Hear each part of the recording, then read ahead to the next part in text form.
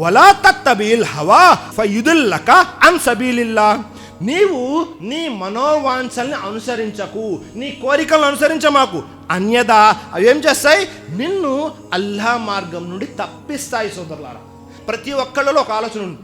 ఏమండి, నేను మంచి పనులు చేస్తున్నా, ఎవరి దగ్గర నేను బ్యాడ్ అవ్వకూడదు, అంటే ఎవరు నన్ను అసహించుకోకూడదు, దూరం చేసుకోకూడదు, అందరితో కలిసి ఉంటా. నేను నా మనసు ఎలా చెప్తే అలా వింటా అని చెప్పేవాళ్ళు ఉన్నారు సమాజం. మనము ఇహలోకంలో మన మనసు చెప్పినట్టు విన్నామనుకోండి, పరలోకంలో నరకంలోకి వెళ్ళవలసి వస్తుంది.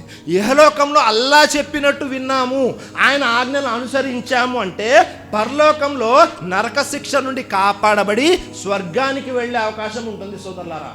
కాబట్టి నేను నా మనసు చెప్పినట్టు వింటాను, నా మనసులో ఏది అనిపిస్తే అది చేస్తాను.